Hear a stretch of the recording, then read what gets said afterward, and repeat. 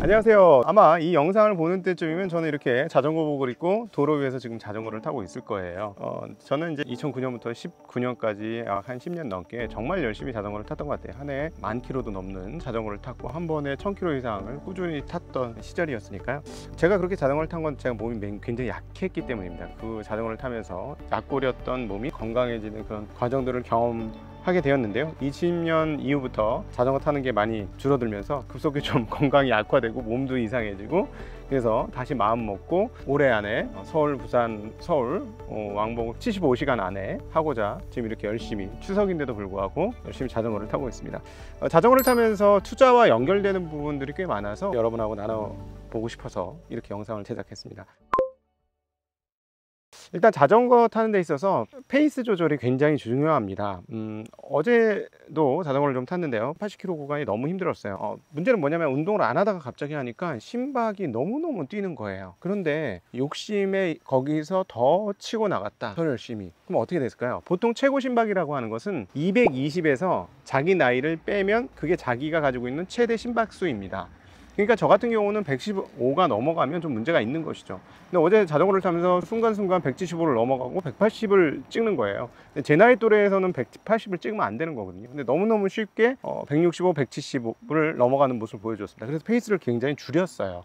투자도 이와 같은 것 같습니다. 자기 능력치를 아는 게 굉장히 중요한데요. 그런데 많은 경우에는 당장 빨리 수익을 내고 싶다는 욕심 때문에 페이스 조절을 안 하고 그냥 마구마구 투자하는 경우가 많습니다. 특별히 신용을 쓰거나 대출을 하거나 이러면서 투자를 하는 경우가 많죠. 이거는 자전거 탈 때 최대 심박치를 넘는 행동과 같습니다. 문제는 뭐냐면 충분히 훈련된 사람이 아니고서는 이렇게 심박치를 막 돌파하면서 운동을 하게 되면 정말 큰일이 날 수 있죠. 투자도 마찬가지입니다. 우리가 2020년 강세장에서 2021년 약세장으로 넘어오는 과정, 그리고 2022년까지 계속 약세장이 유지되는 과정에서 많은 분들이 경험했을 거예요.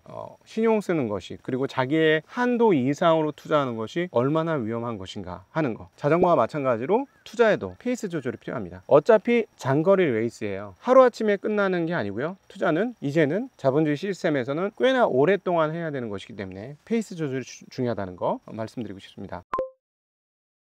자전거를 잘 타는 사람들은 자세가 흐트러짐이 없어요. 딱 이렇게 이렇게 꼬부라집니다. 꼬부라져서 가는데 배의 힘이 굉장히 많이 들어가죠. 그러니까 코어 근육의 힘으로 자전거를 타는 거예요. 저는 지금 무너져서 이 코어가 지금 없어졌습니다. 어제도 이 코어에 힘을 주고 타려고 하니까 등이 너무 아파갖고 굉장히 고생을 많이 했는데, 투자에서도 이렇게 좋은 자세가 있습니다. 예를 들어서 투자의 코어는 뭘까요? 저는 개인적으로 분석 능력이 중요한 자세라고 생각을 하는데, 그 중에서도 하나, 코어에 힘을 주는 건 재무제표를 잘 읽는 것 같습니다. 그래서 그 재무제표를 잘 읽고 기업 분석을 할 수 있는 다양한 툴을 가지고 있고, 그리고 기업을 분석할 수 있는 다양한 시각을 가지는 것, 이런 것들이 폼이 좋은 것이라고 생각합니다. 기업의 거버넌스를 읽어내고 자산 가치를 읽어내고 자본 효율을 기업이 어떻게 추구하는지를 파악해내는 것, 이런 것들이 투자의 폼이 좋은 것 아니겠는가, 이렇게 생각합니다. 또 장거리 사이클링을 하다 보면 반드시 포기하고 싶을 때가 옵니다. 중간에 너무 힘들고 어렵고 이걸 내가 왜 하지? 그런데 그때를 잘 참고 견디면 일정 시간 후에 몸이 회복되기도 하고 또 좋은 때가 오기도 합니다. 투자도 마찬가지입니다. 어렵고 힘든 때가 자주 발생하는데요, 그럴 때 상당히 높은 비율로 시장을 떠나는 경우가 많습니다. 이번에도 하락장에서 시장을 떠나시는 분들이 굉장히 많으셨을 텐데요, 근데 문제는 그렇게 시장을 떠나고 나면 다음번 호황 때 다시 들어오게 되죠. 그게 참 문제인 것 같은데요. 그래서 인내하고 견딜 때 어려운 시절이 지나고 좋은 시절이 다시 오는 것들을 경험하는 것, 이것들이 굉장히 중요하다라는 것 말씀드리고요. 작은 성공들이 쌓이면 더 큰 도전이 가능한데요, 자전거도 처음부터 시작하자마자 1000km, 1200km 이렇게 달릴 수 있는 게 아니에요. 처음에는 조금 타다가 점점점 늘려야 되죠. 그래서 저희도 200km부터 시작해서 300km, 400km, 600km, 1000km, 1200km 이렇게 점점 늘려가고 나중에는 해외까지 넘어가는 이런 경우들이 있는데, 투자에서도 마찬가지인 것 같습니다. 작은 성공의 경험이 쌓이면 성장을 하게 되죠. 그래서 실패의 경험을 자기 투자에서 지워가고 성공의 투자를 이렇게 하나하나 쌓아가면 성공의 순도가 높아집니다. 그렇게 되면 더 큰 성공도 이룰 수 있게 되죠. 투자와 운동 모두 작은 성공들을 쌓아가는 게 굉장히 중요한 것 같습니다.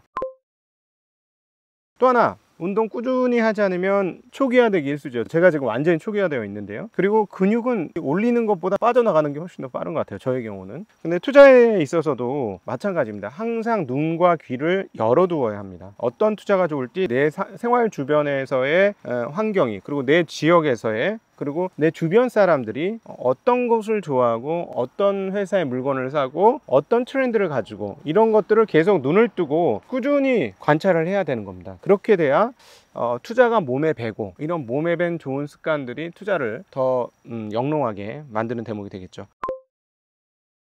새로운 도전 의식도 필요한 것 같습니다. 더 크게 발전을 하려면 또 다른 영역에 도전해보고 그리고 시도해보는 그런 자세가 자전거 타기에도 필요합니다. 그렇게 하면 굉장히 출중하게 실력이 느는 것을 볼 수 있는데요. 투자도 마찬가지인 것 같습니다. 투자에서도 끊임없이 새로운 영역에 대해서 공부를 해 나가다 보면 전천후한 투자자가 될 수 있는 것 같습니다. 물론 많은 성공한 투자자들이 자기가 잘하는 부분에 머물러 있는 경우가 훨씬 많기는 해요. 왜냐하면 그걸로도 충분히 하니까 괜히 다른 데 갔다가 무너질 수 있으니 자기 영역에만 있기는 하거든요. 근데 이제 주변에서 굉장히 그 투자 수익률이 높고 꾸준히 잘하는 경우들은 자기가 좋아하는 것보다 다른 것들을 계속 업데이트해서 배워나가는 경우가 그렇습니다. 뛰어난 투자자가 되고 싶다면 다양한 영역에 대한 배움을 늘려가면서 투자 지식을 확대해 나가는 게 성공 영역 확장의 그 중요한 포인트가 되겠습니다. 일단은 한 자리에 머물면서 성공을 해보고, 그게 되면 다음 자리까지 넘어가 보고. 그런데 초보자들이 여기도 관심 저기도 관심, 이건 아니에요. 한 가지에서 성공하고 다음 단계로 넘어가는 이런 자세는 투자에서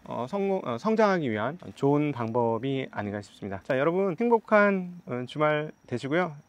가족들과 함께 아름답고 귀한 시간 잘 가셨으면 좋겠습니다. 안녕.